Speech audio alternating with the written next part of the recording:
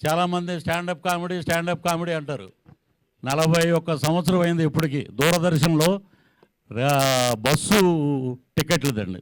ఆయన ఆయన చేసిన ఇది మాకు అక్కడ తాడేపల్లిగూడెంలో విజయ టాకీస్ అనేవి ఉంది. అక్కడ రాజుగారు అని ఉంటారు, స్టిల్ ఫోటోగ్రాఫరు. ఆయన ఇద్దరే వ్యక్తుల గురించి చెప్పారన్నమాట. ఇప్పటికీ నాకు గురువుగారిని చూడంగానే గుర్తొచ్చింది. ఒకటి పున్నమనగర్ రిలీజ్ అయినప్పుడు చిరంజీవి గారు పెద్ద స్టార్ అయిపోతాడు అంటే పక్కన వాళ్ళందరూ ఊరుకోరా నువ్వు అని అన్నారు. ఆయన మెగాస్టార్ అయిపోయాడు. ఊహించిన ఎత్తులో ఉన్నారు. అలాగే ఆ స్టాండప్ కామెడీ చూసి దూరదర్శన్లో వచ్చేటప్పుడు ఈయన చింపేస్తాడరా మొత్తం అన్నారు. మా జిల్లాలో 9 సంవత్సరాలు లెక్చరర్గా పనిచేశారు గురుగారు కరెక్ట్. కాబట్టి మా పశ్చిమ గోదావరి జిల్లాలో ఉన్నారు కాబట్టి జిల్లాకి పెద్ద పేరు వచ్చింది. మా ఇంటికి 4వ ఇల్లు రేలంగి వెంకటరామయ్య గారు. అలాగే ఒక బ్రహ్మానందం గారు. అత్తిలి వెళ్తే బ్రహ్మానందం గారు పేరు అసలు మారు మోగిపోద్ది. అత్తిలని కాదు, ప్రపంచం మొత్తం ఎక్కడికి వెళ్ళినా ఏ స్ట్రెస్ వచ్చినా ఎటువంటి సమస్యలు వచ్చినా ఏమైనా రాజకీయ నాయకులు కానీ ముఖ్యమంత్రులు కానీ దేశ ప్రధానులు కానీ పివి నరసింహ గారు కూడా బ్రహ్మానందం గారు కామెడీ చూసి రిలాక్స్ అయ్యేవారంట. ఇంతకన్నా గొప్ప వరం ఇంకేం కావాలండి? డబ్బులు సంపాదించుకుంటాం అందరం, అది కాదు. మానవత్వపు విలువలు కాపాడిన ఒక నటుడు అన్ని రకాల పాత్రలు పోషించారు. ఆయన పాత్ర పోషించింది లేదు. అద్భుతం. ఒక డిక్షనరీ, ఒక పెదబాల శిక్ష బ్రహ్మానంద గారు. దాంట్లో ఒక పేజీ తిరగేసాం అంతే. ఎన్నో పేజీలు ఉన్నాయి. ఒక పేజీ తిరగంగానే మనం ఏదో పెద్ద అయిపోయామని ఉంటుంది. చాలా తప్పు. డౌన్ టు ఎర్త్ ఉండాలి.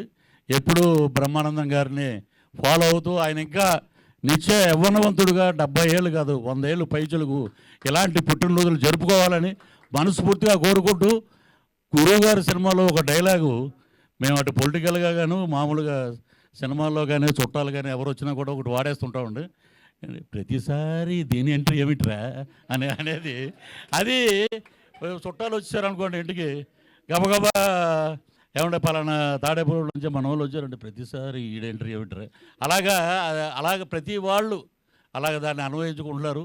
ఆయనతో పాటు మేము జర్నీ చేసినందుకు నిజంగా చాలా గొప్పగా ఫీల్ అవుతూ ఈ అవకాశం ఇచ్చినందుకు అందరికీ పేరు పేరున కృతజ్ఞతలు తెలియజేస్తూ, మా ఆశయ బ్రహ్మ 100 ఏళ్ళు హాయిగా నిండు 100 ఏళ్ళు ఉండాలని మనస్ఫూర్తిగా ఆ లక్ష్మీ నరసింహస్వామిని ప్రార్థిస్తూ సెలవు తీసుకుంటాను. జై Hind. Thank you sir. Thank you so much for your valuable words.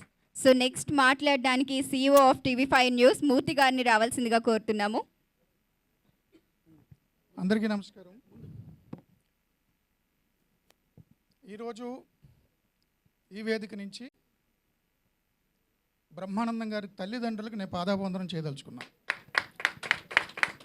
Brahmanandam గారు పుట్టినరోజు అనగానే ఆయనకి పుట్టుకనిచ్చిన తల్లిదండ్రులు గుర్తొస్తారు. కేవలం ఆయనకి పుట్టుకనిచ్చినందుకే కాదు, వారిద్దరూ భవిష్యత్ దర్శనం కలిగింది వాళ్ళకి. బ్రహ్మానందం అనే పేరు పెట్టినందుకు వాళ్ళకి మరోసారి నమస్కారం పెడుతున్నా. బ్రహ్మానందం అంటే ఒక వ్యక్తి, ఒక నటుడు 70 సంవత్సరాల జీవితం అని మీరు చూస్తున్నారు, నేను అలా చూడట్ల.